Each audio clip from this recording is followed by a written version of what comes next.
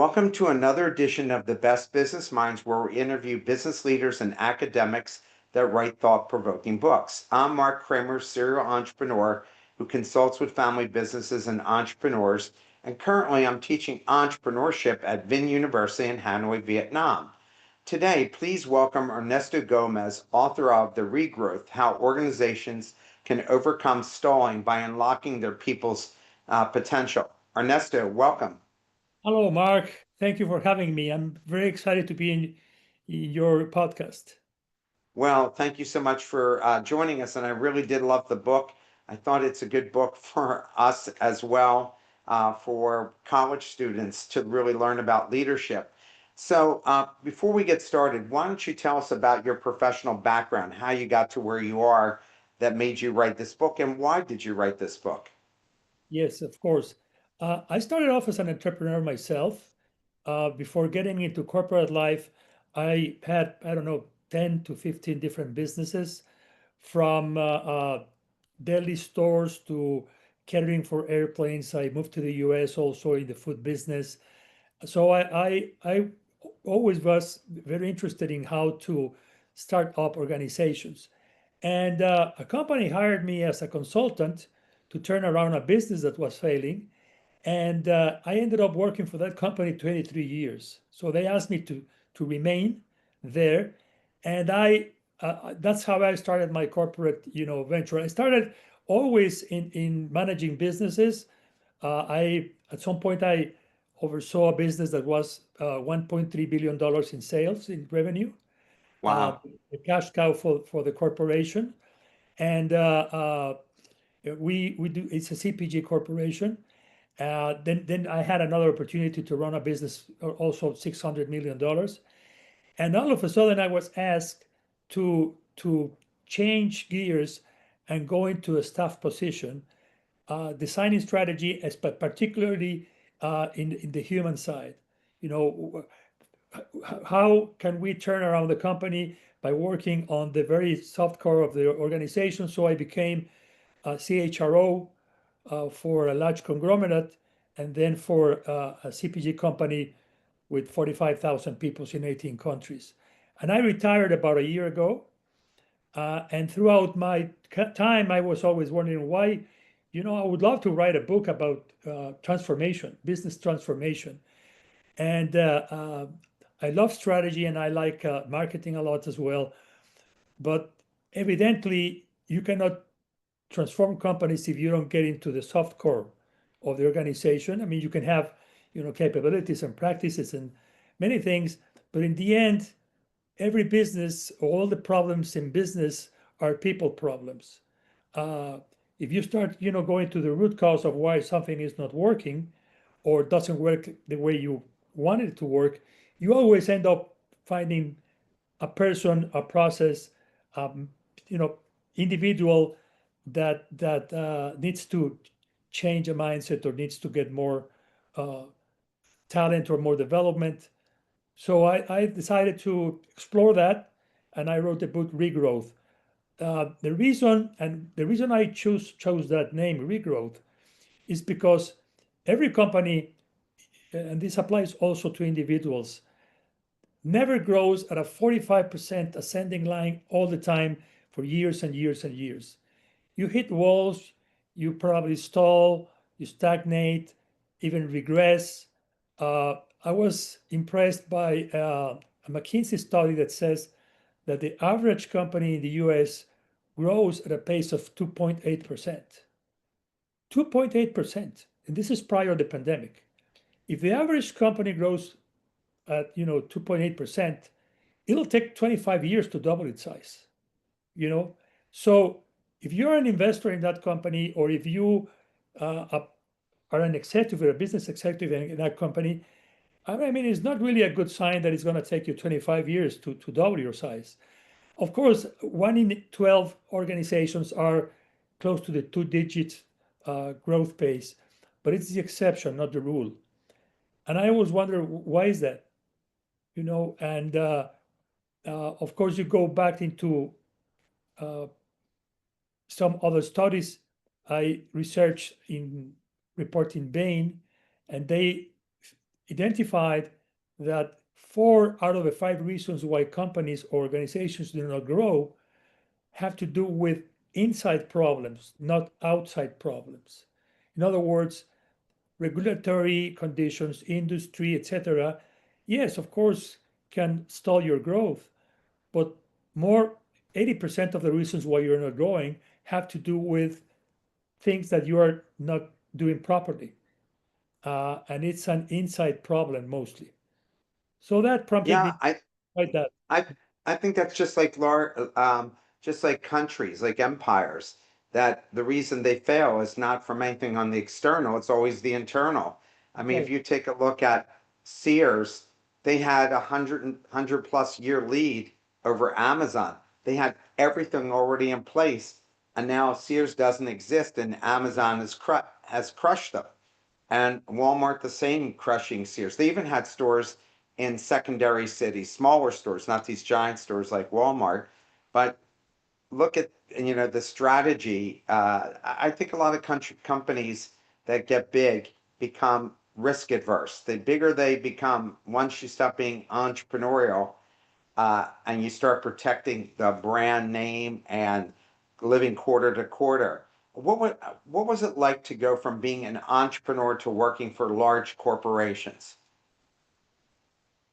It was actually, I must say, I didn't plan for that. It's just that I was an entrepreneur, and then I was doing businesses in the US. I moved back to Mexico, and then somebody called me and said, would you consult with us? We have this problem. And I started consulting with some hospitals and clubs, you mean the country clubs and stuff like that, just to help them improve their processes and achieve their goals. And this company heard about me, this company that I worked for. The CEO called me and said, we have a business unit.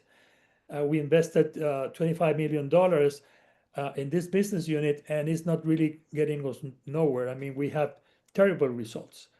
And would you help us turning that around? And I signed a contract for 6 months, actually. And 6 months went by, and he said, would you be willing to work for us for another month? I said, yes, sure, of course. And then he offered me a job. We turned things around. Actually, we increased sales by 100% in 6 months. And it was, Wow. yeah, it was not really, I have to say, as much as I would say that is because of me, I really think that is a combination of, I entered the corporation with a fresh look at the problem, and I had good teams to begin with.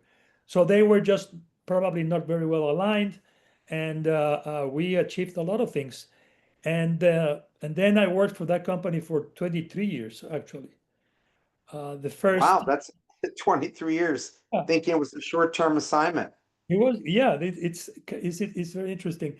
And in the first 13 years, I had 10 different positions. The company was growing, and I was asked to move and take care of, channels of distribution, entire businesses. And I always saw myself as a business operator. Uh, and But really, if you look at, let me put it this way, if you do look at any P&L of any company, right, and you go and see the cost structure, if you're a reasonably well managed company, you can improve costs, but maybe what, 5%, 7%? I mean, it's good. I mean, you were going to create value if you improve costs by 5 or 7 or 8%. But really, the line that that creates more value is the top line. It's revenue. I mean, if you maintain your cost structure with better revenues, you're going to do a much better value creating enterprise. And what creates revenue? Customers create revenue, consumers create revenue. So you really have to understand what they want. And I started off you saying, how can I make sure that I'm really one step ahead of what consumers need? And it goes back to talent inside the company. Do I have enough talented people that can help me, achieve those goals? And then you go back to the soft core of the organization to create that revenue that you're looking for. So let's jump into your book. Chapter one, how have you seen organizations successfully shift their mindset to view change as a constant rather than a disruption? I mean, entrepreneurs thrive on that, but large companies, not so much. Let me tell you, typically when you design, the culture of a company, when you work with, how am I gonna establish the values, principles, whatever to run the company, you think about what is my strategy, and then you enable that strategy through that culture, which is fine. But in reality, especially these days, uh, the biggest problem that companies have that will help them transition, it's how you deal with complacency inside the company. Because when you're successful, it's very easy to think that you have all the answers. And complacency means that, you go against complacency means that you have to continually be striving. So at some point, there is a stability in terms of, yes, I'm doing the right thing. I'm operating with the competitive advantages that would get me where I want to go. But for how long? You were talking about Sears just a while ago. Uh, the thing is, you establish capabilities that work and that will give you an edge until they don't. And the problem with capabilities is that they take a long time to be established, they're costly, there's a lot of effort, and all of a sudden they don't work anymore. And you have to pivot. And that requires a different mentality. So, trying to answer your question, I would say that you have to have a mentality where complacency, uh, it's your villain. And you have to always be thinking about, am I complacent here? Am I not striving? You know the book, Only the Paranoid Survive, that wrote Andy Grove many, many years ago? Yes. Well, I think it's taken to an extreme, but I really believe that you have to think in terms of, what are the conditions that may derail me and that I'm not, considering right now. And as much as you can be successful, you always have to be looking ahead. Um, I would like to, ask your audience a question in this regard, if I may. If you think about the last 5 years, 2020 to 2025, would you say that probably those years have been the most challenging years that we have faced, with the pandemic, the supply chain, excuse me, geopolitical problems, fires, those have been very, very tough. If I were to ask your audience, probably they would say, wow, yeah, those have been very challenging and demanding years for all of us. Now, if you think about the next 5 years, do you expect the next 5 years to be easier, about the same, or more difficult? Yeah, more difficult. More difficult, right? And guess what? They're only not going to be more difficult. Now the new normal is that you have to do more with less. They're going to be more difficult, and companies, as you see right now, they're lowering their investment capex, their expenses. They are, concerned about all this instability that we're facing. So you have your organization today. That's what you have.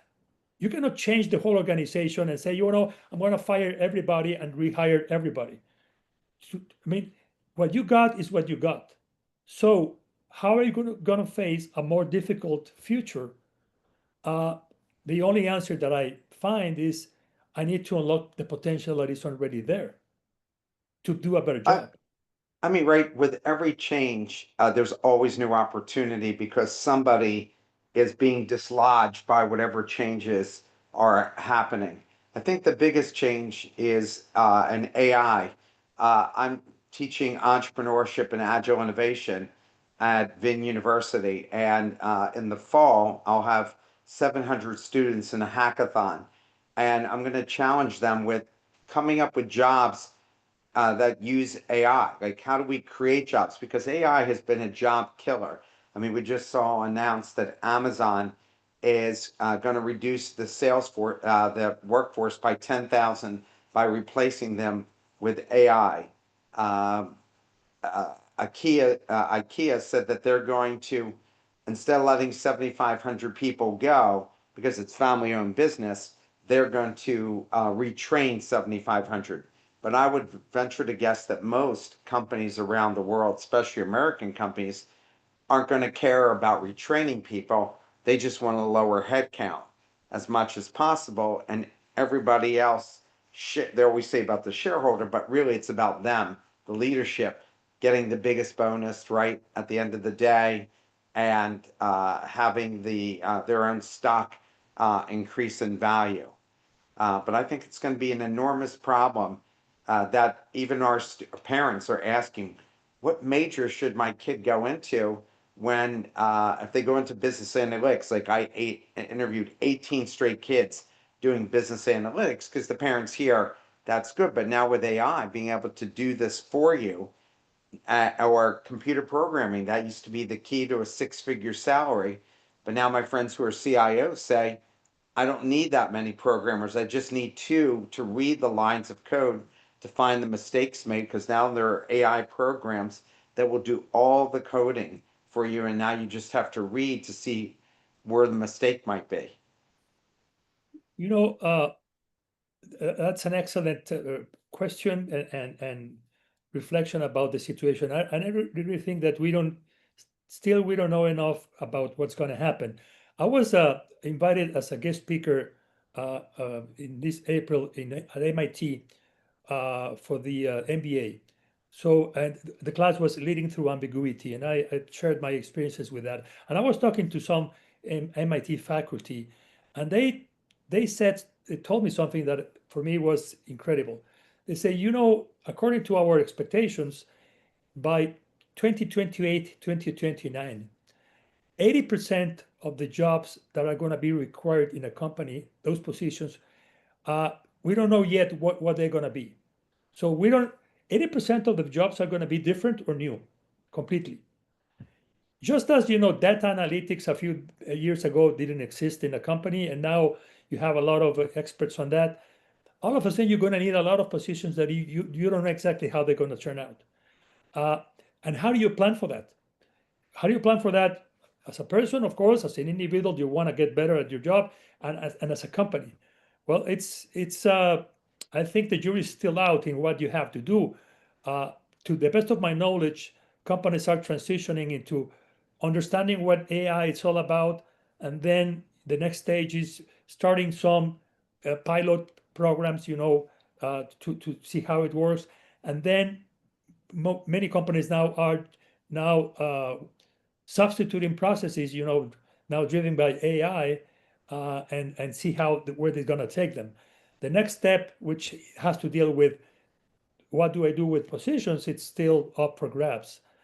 But philosophically, I have hope, and I'm going to tell you why.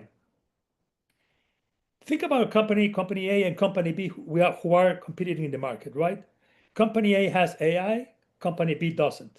So company A starts working in AI and advances real quick and is going to gain an advantage. But company B has also access to the same AI that company A has, because they can get same tools and same applications and stuff like that. So pretty soon they're going to catch up.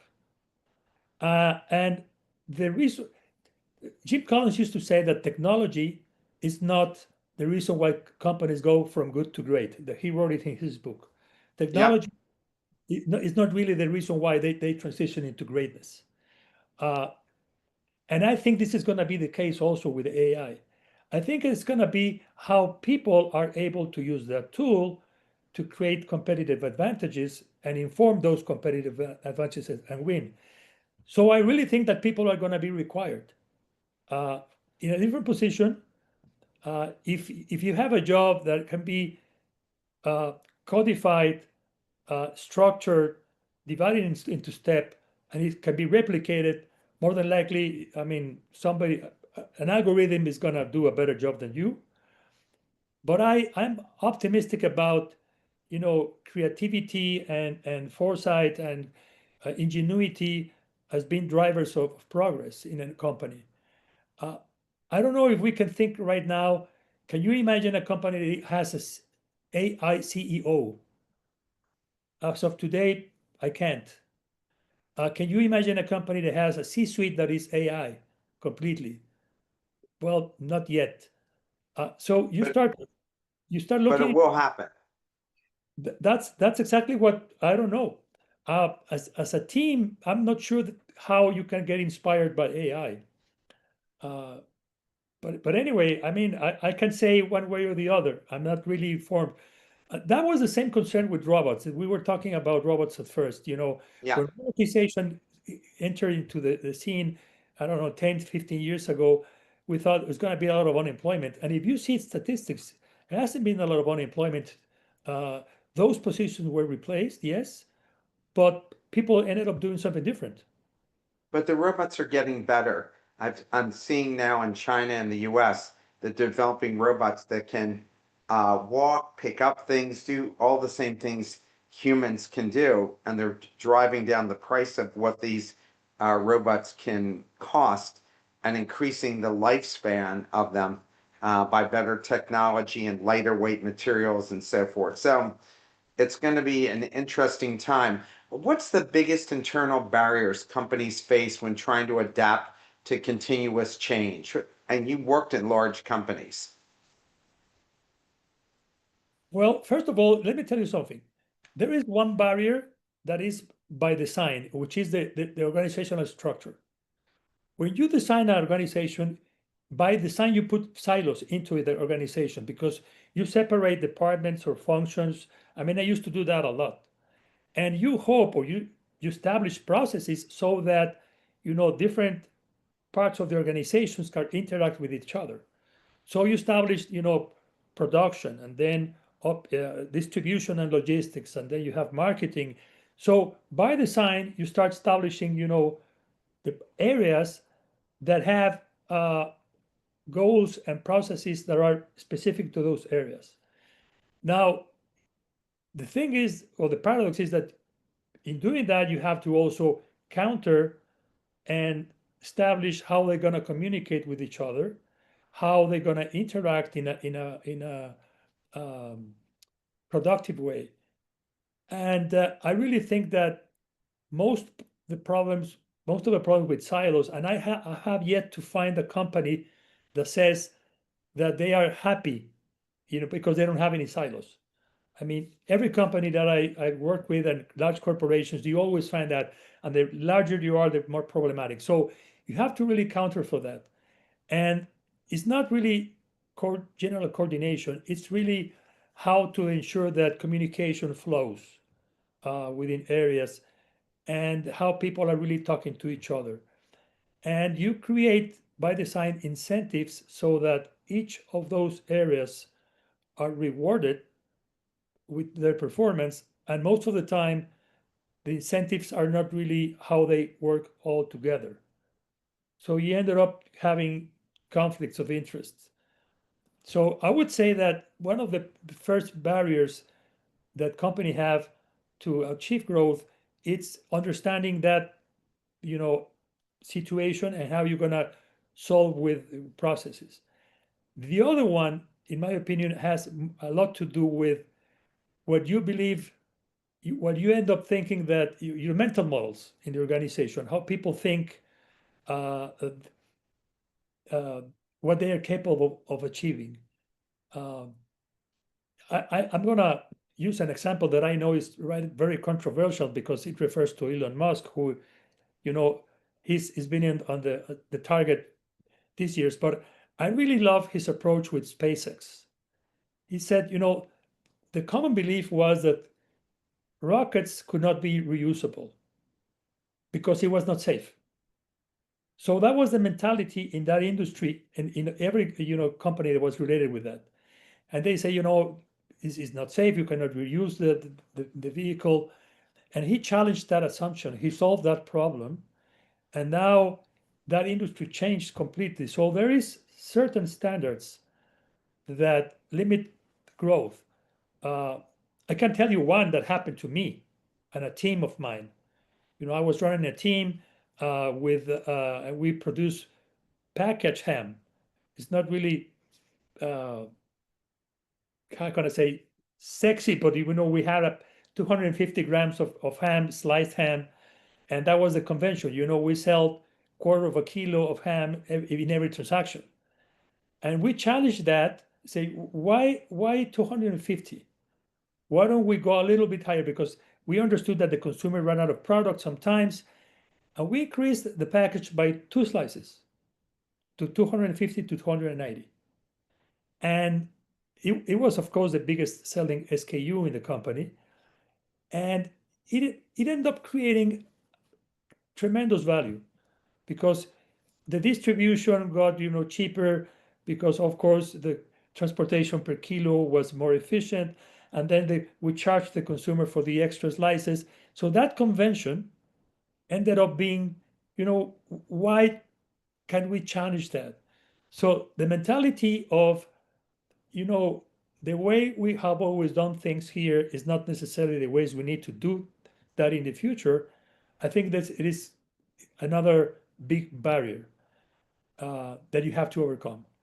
Here's a question from the audience. You describe organizations as living systems. In a field like tech, where systems thinking and agile processes are already core principles, how can managers apply your human centered living systems view without seeming soft or unmeasurable?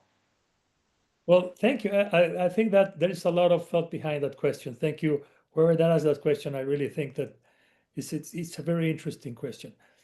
First of all, in this silo thinking, we thought about having organizations, separated in teams, and you go for optimization each part, and you end up creating incentives that are really difficult to manage.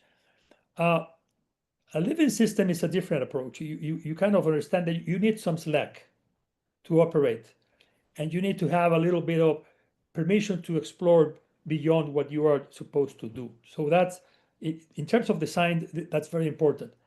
Now, you don't have to be touchy-feely for this. I'm totally against having lower bar and not ambitious goals. I really think that what moves companies to have really ambitious goals and to defy the status quo. But you have to reward people also not only for achieving the goal, but for the effort behind achieving the goal. I don't know if you know this, but YouTube started off with they wanted to have, I don't know, probably 5 million reproductions when they began, and they were at 1 million or below, and they stayed there for a while. But they always kept on, demanding more for the teams. And the compensation was, yes, part of it is gonna be what you do, but another part is how you do it. And they have all this compensation linked to that, not to the hard result. And it took a few years, but it just created tremendous value.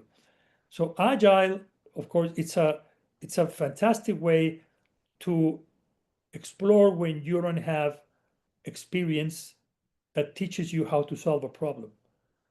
Typically, you go to agile and you have short cycles of reflection. You act, and then you reflect on what you act, and then you go back, and then you reflect, and you go back, and you do all this pivoting and create information really fast. And I really think that it's totally compatible with having an organism that learns and adapts. And it doesn't have to be condescendent. It can be really challenging. I had a chance once to have an interview with Peter Senge, who, among others, probably defined the learning organization back in the 1990s. And he was talking about how the biggest restriction is not really for progress in an organization is not really the practices, but it's really how people apply them and how people think about them and how they reflect. So I believe that agility gives you that advantage. And it went from software, which it began, into practices for larger corporations. I also have my doubts about doing everything with agility because it has a cap, or at least that's what I found. You have all of a sudden 20, 30, 50 agile teams, and it creates it's not an easy way to manage a progress. You also have to have experience letting you make progress. But I think that's the way. I don't know if I answered the question. No, I think you provide a good substantive information. In chapter 2, why is knowledge considered the most critical asset for growth in today's organizations? We think about knowledge, and I say that in the book, it's not knowledge for knowledge's sake. It's knowledge that refers to something that you can do better than others. I mean, the common word is know-how, right? You have the know-how or you don't have the know-how. But knowledge becomes really a valuable resource. You know, capabilities that inform our competitive advantages are really activity systems. At least that's what Michael Porter described many years ago in his paper, What is Strategy? So those activity systems are really why can if somebody asks for a pizza to be delivered in half an hour or less, how can I make that happen? Well, if I have the knowledge to establish my processes in such a way that I create, a flow that is really predictable, and then that allows me to produce the pizza and go to the home of the person in less than half an hour, that knowledge is going to serve me well. Think about Amazon, the knowledge behind all this logistics. Uh, I dealt a lot, I negotiated a lot with Walmart myself, and the way they handle distribution and logistics is just bar none. It's amazing. And many other competitors of theirs even, poached people and talent from their organizations into these organizations that needed that advantage, and they couldn't do it. I mean, they couldn't do it just as well because I think that they have knowledge, codified knowledge that really is behind the capacity, in terms of prediction system, replenishment systems, prediction. I mean, they do forecasts like you cannot imagine, the cross docking, everything else. So those things are knowledge based. And that's why I believe that knowledge is very important to win in the market. What are practical steps can companies take to break down knowledge silos and foster cross-functional learning, which it turns out that's why a lot of these companies fail, is because they don't do that. It's knowledge is one of these things that is difficult to measure directly. What you kind of measure is the outcome. You know, if the outcome of what you're doing it's advancing you to your goals, then the black box is working.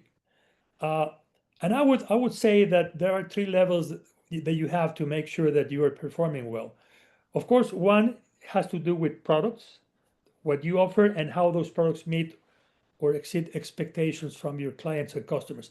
I don't know if you know this, but uh, 90% of the portfolio of companies these days is made out of legacy products. Just about 10% or less, it's really products that are not legacy products. So you Like Apple. so you operate in a changing world with 90% of your products are legacy. Uh, and, and if you go below the 10%, you're doomed.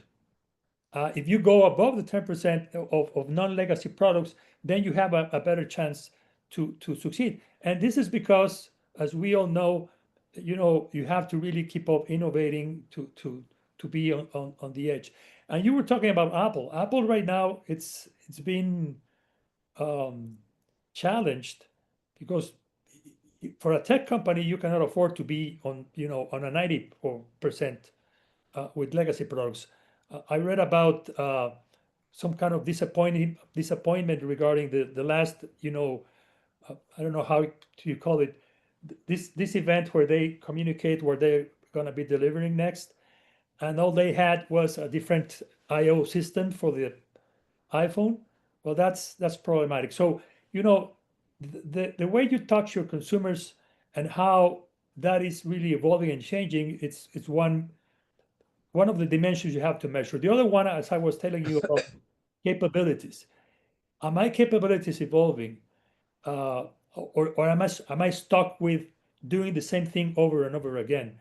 It's very tempting to keep on repeating what made you successful. Uh, and the paradox is that you have to start thinking about how to change that before you need to, because sometimes when you need to change your capabilities, sometimes it is too late, because it's when the market it's really overwhelming you. And the other thing that I would measure, it's the ingenuity, resourcefulness, this soft core that I was referring to, which is the collective mindset of the people. In businesses, talent and culture are really enablers. But in businesses, as I state in the book, we are in the mindset business. We need to, it relates to people. We are creating a mindset uh, as a large team to try to accomplish what hasn't been accomplished yet. So that mindset and how you work around it, it's what moves companies. So I think knowledge applies in these two dimensions, and you start measuring progress in the dimension, and then you go back to what allows that, and that's how you assess if you have the right knowledge or not. In chapter 3, what does it mean to reframe perspective in a business context? And why is it essential for regrowth? I was telling you about this optimization perception. If you think about companies for a long time, from the Industrial Revolution up to today, we thought about companies, and these are the two metaphors that I present in the book. You can go to the two extremes, and I'm oversimplifying a very complex thing, but just bear with me. You can think organizations as machines, right? So it's a well-oiled machine that I have to fine tune, to produce and to deliver, etc. And then I have parts of that machine, and those parts also have to be optimized and have to be perfect and productive. But that way of thinking, that my company is a machine, uh, has involves a paradox that optimizing the parts does not necessarily optimizes the whole. On the contrary, sometimes optimizing the parts sub-optimizes the whole. And this engineer mentality that uh, and I have to say, a lot of MBAs in the past have been producing people that think in that way. Think about machines, companies as machines. But if you're a machine, you're stuck with something that is fixed. And as the environment changes, and believe me, as we were saying, the next 5 years are going to be really tough in terms of change. Those machines may not end up being as flexible as you need them to be. So the other metaphor, the other perspective that you have to use instead of the machine is that, well, why don't we think of organization as living organism, which is the biology metaphor? Because just as in nature, companies are made out of people. Tomorrow, if anybody who is watching this podcast goes to the office or to the plant or distribution center or whatever, and you arrive early, turn out the lights, and you see all the assets there, right? Chairs and tables and machines, etc. What you're seeing is not the company. The company starts working when people arrive. When people start, arriving, now the company is alive, because everything else is just assets lying there. So really, this other metaphor thinks, well, if we think about organisms, companies as living organisms, well, then you have to think about, how to adapt, how you evolve, not with a fixed way of doing things, but trial and error, or slack to experiment, or maybe allow to have budgets beyond what it's required, to make mistakes and learn from them. So that other metaphor, I think, for a changing environment is really what organizations need to adopt, because otherwise you're going to be very good at something that is not required anymore. Um, how can leaders encourage teams to challenge their existing assumptions and adapt new ways of thinking, especially in large companies where people feel like that the leadership is as winking when they're saying that they don't want them to provide that feedback or to encourage change? As you mentioned earlier, a lot of companies feel like if it isn't broken, why make the change? Thank you. I love that question, because it really, when you write a book, as I did, you feel like you leave out some things that were important to be mentioned, but then you will end up having a 2,000 pages book. But anyway, first of all, in the book Regrowth, what I suggest is how you can scale this unlocking potential throughout the organization. But in reality, most leaders in teams cannot influence the whole organization, because you're not always in a position to affect or impact the organization. Even if you're a functional leader, sometimes you say, well, that's an HR job, or it's the job of the CEO. But I think that you can have what I call regrowth moments within teams. And I established that for that to happen, you have to manage four things to make sure that a team uh, can unlock the potential that it has. And then, of course, as you aggregate teams unlocking potential, you end up having an organization, at large, unlocking potential. And those four things are very simple, that any manager, even you have a small team, you can do. First, you have to establish ownership. Ownership is very important. If you make a commitment and you have a result to make, you have to go for that, and not play victim and say, well, you know what, I didn't do this because so and so didn't do the job, whatever. You have to really embrace your commitment the best you can. And that requires asking questions about, what can I do better?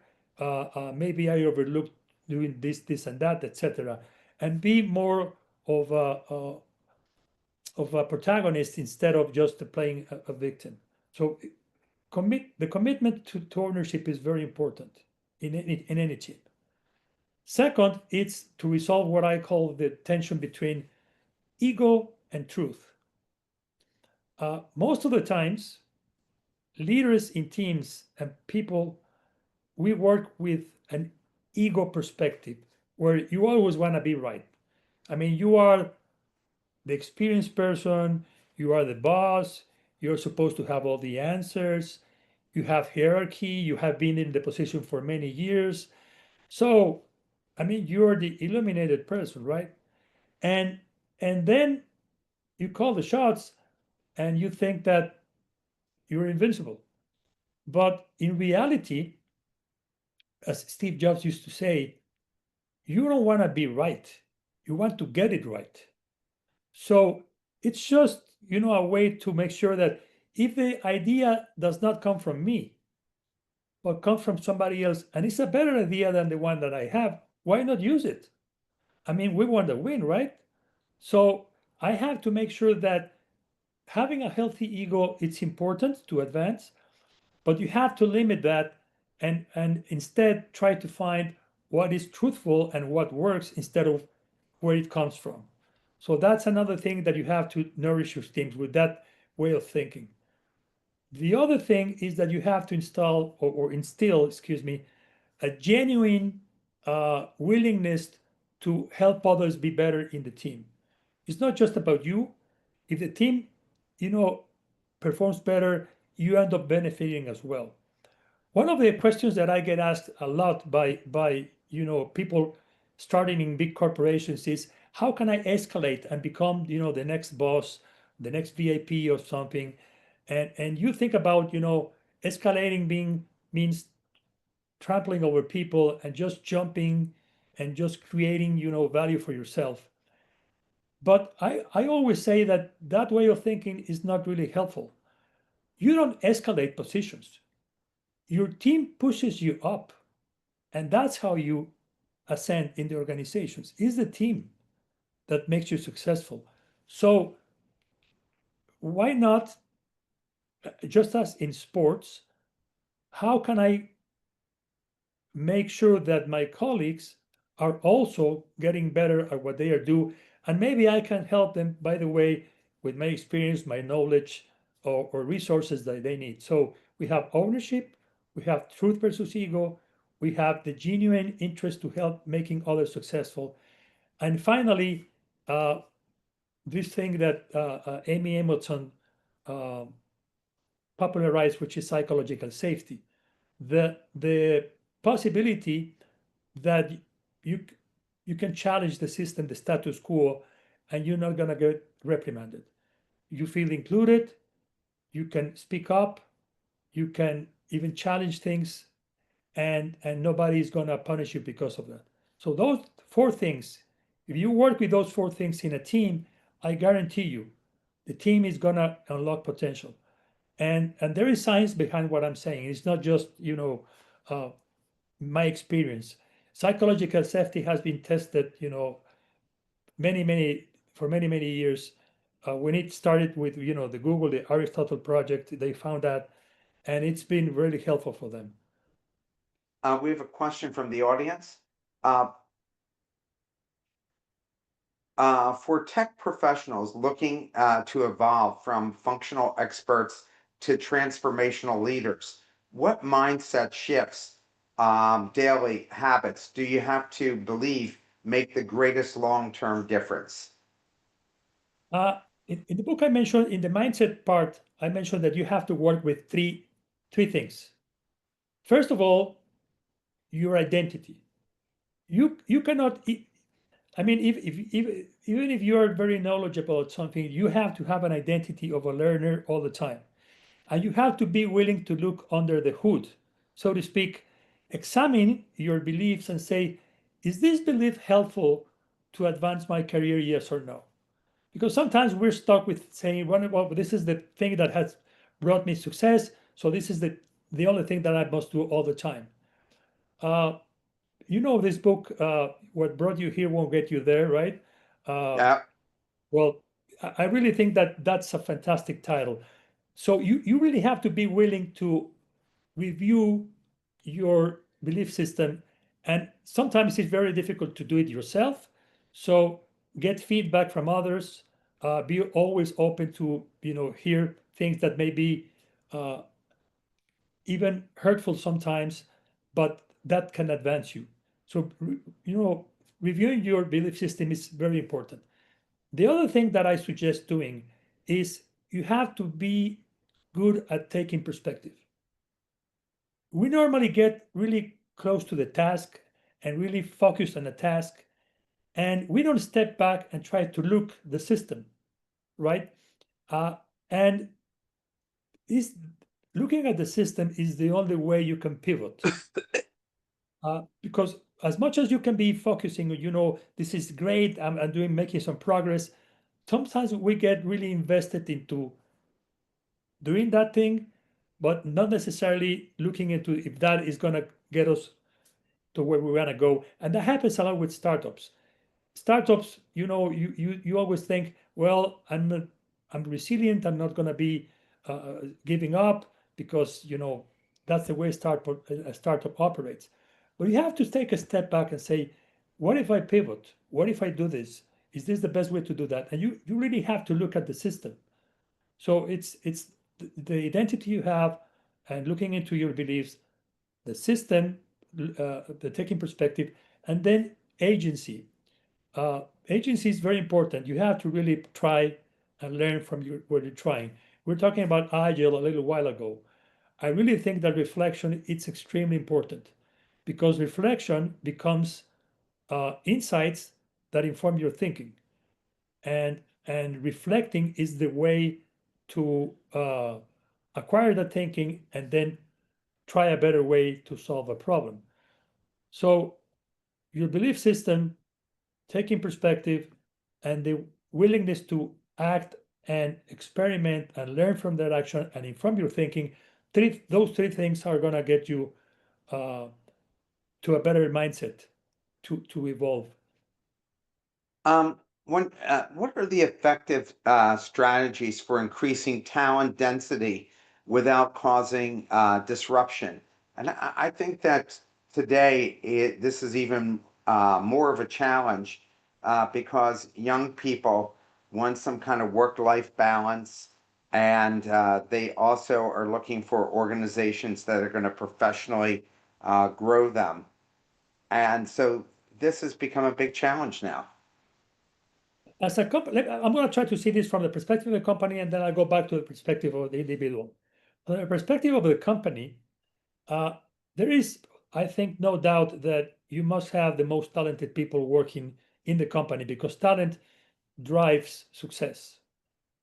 I don't know if you know this, but there are some studies uh, that I don't know how relevant they are now these days because of AI, but a talented attorney, it's not, 50% better or 100% better than an average attorney.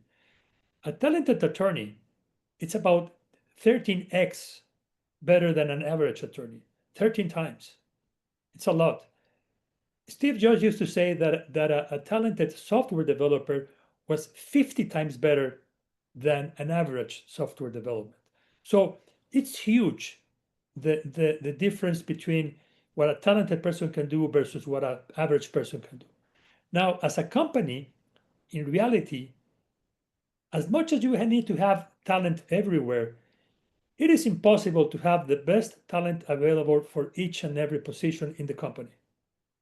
That's why I call up, that I use the term talent density, because what you have to have really is in the most in the mission critical areas of the organization, in the key positions of the organizations, yes, you have to strive to have the best talent density that you can afford. But there are other areas where you don't have to have the best talent in the world. I mean, just to be table stakes is fine. You know, accounts payable.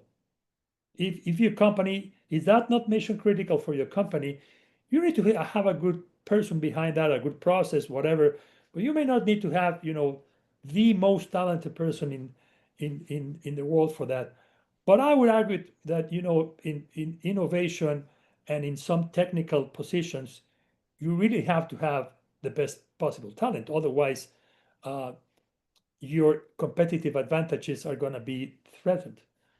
So that's what I refer to talent density. Not everywhere, but you have to make sure that you have to have the best talent and the best talent pipeline, to go there. Now, as an individual, it really reminds me of, the question you first asked about, what kind of uh, talent is not going to be challenged by AI, and how can I do that?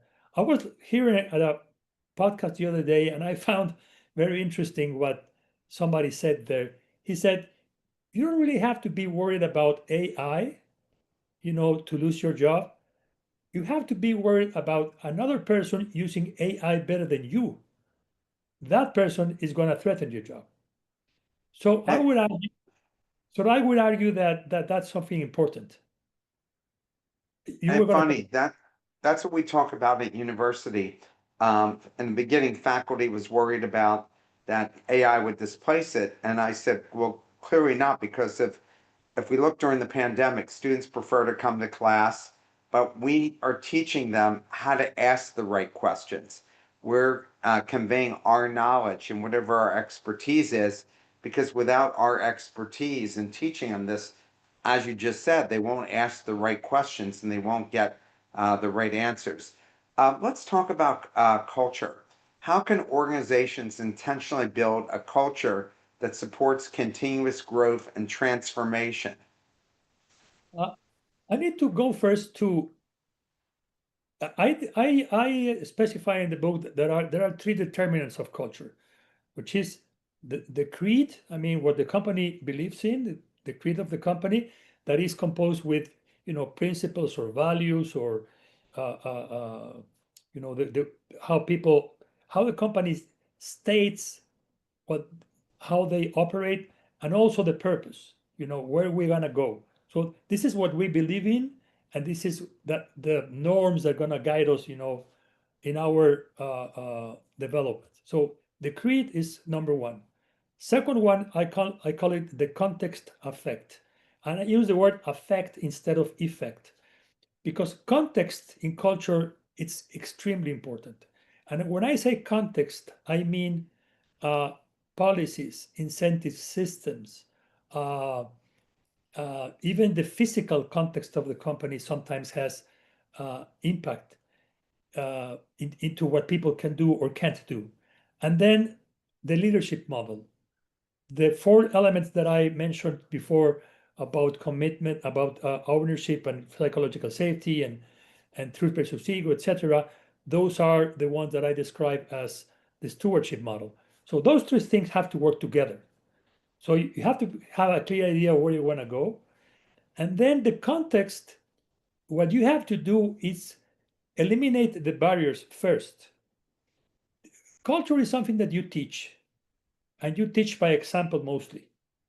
Uh, because if you don't see leaders behaving the way you say the company or company values, nobody's going to believe you.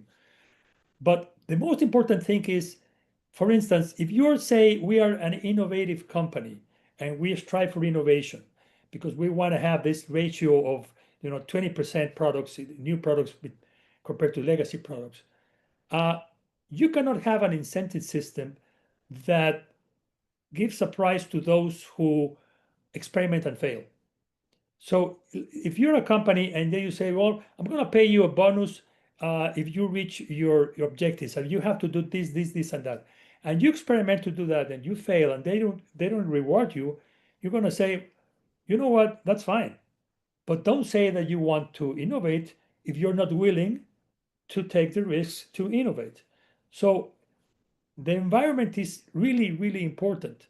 Uh, the policies and procedures. If you say that you're a company that innovates equality, that values equality, and then you see that in the company there are no practices that provide equality or equity or inclusivity, then you're not going to believe that. If you uh, say that if your boss or you have a control system that micromanages all the time, then you don't have freedom to explore, and that doesn't really help you. So I always suggest that organizations need to audit their processes, their policies constantly to make sure that they are congruent with what they say they want to do. And for So me, that's here's our last question because we have less than a minute left. Uh, what are the biggest challenges you think leaders are going to be dealing with over the next 3 to 5 years, and how should they prepare themselves from an educational standpoint to get themselves ready for this? I really think I was telling you before. I really think that the new normal, together with the changing pace of the environment, is how to do more with less, because resources are going to be scarcer. It's going to be very difficult for companies to have infinite resources and budgets to bet, and it's gonna the environment is not going to allow you that much. So you have to really you know think about this, and I'm going to ask this question to your audience. If you were to evaluate yourself, do you think that today you are at 100% of your potential, or do you think that you are below that 100% and you have much more to give? Probably the answer that I get the most from people is that they think they are about 50% of the potential they have, and that they can do a lot more. Even in difficult situations, people think that they can do more. Well, your teams think the same. Your colleagues think the same. Your subordinates think the same. So why don't you go there and start saying, how can I unlock all this wealth of ingenuity, resourcefulness, and capability that people have that is not really utilized yet? And how can I facilitate the surfacing of that potential? And I really think that that's what leaders have to think about. Ernesto, the time went super fast. I thank you for taking the time to speak with us. And I think your book is a great book, not only for leaders who are experienced, but especially for aspiring leaders and entrepreneurs. So I really enjoyed the book. I hope that now that you're in the semi-retirement, that you'll think of doing another book and we'll have you back again. Have a great rest of your weekend. Everyone, have a wonderful weekend. And we will not have a show next week because next week is July 4th. And so we're taking that week off. Yeah, thank you very much, Mark. It was fantastic. Look for me on LinkedIn, and if you want to touch bases with me, it's Ernesto Gomez, Arzapalo, Arzapalo. Feel free to get in touch with me. And thank you for the invitation. I enjoyed it. Take care, everyone. Bye bye.